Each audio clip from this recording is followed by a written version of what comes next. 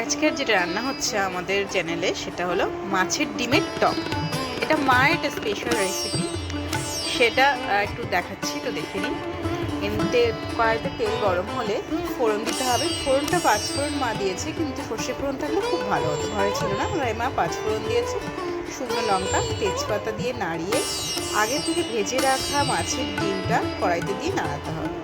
তারপর একটু স্বাদ মতো নুন দেবেন, নুন দিয়ে একটু নাড়াবেন। তারপরে কাঁচা আম যেটা কেটে রাখা ছিল সেটা দিয়ে নাড়িয়ে নিতে হবে। তারপরে একটু হলুদ দিতে হবে, হলুদ দিয়ে আবার একটু নাড়িয়ে নেবেন। নাড়ানোর পর একটু জল দেবেন, জল দিয়ে একটু ফুটতে দেবেন। ওটা একটু ফুটতে শুরু করলে ঢাকা দেবেন।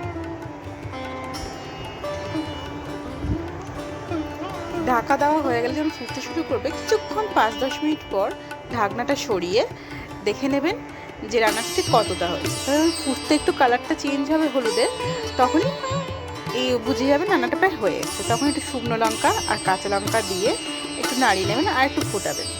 হ্যাঁ, তারপরে একটু সর্ষে বাটা ছিল, সেই সর্ষে বাটাটা দিয়ে দিতে হবে, দিয়ে একটু নাড়িয়ে নেবেন কিছুক্ষণ।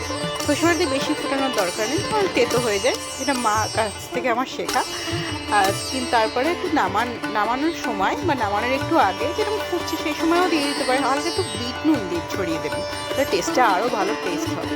সেদিনকে আমাদের রান্নাতে হালকা একটু বিট নুনটা দেওয়া হয়নি, কারণ ছিল না ঘরে, কিন্তু দিলে ভীষণ আরও টেস্ট হয় মা বলে।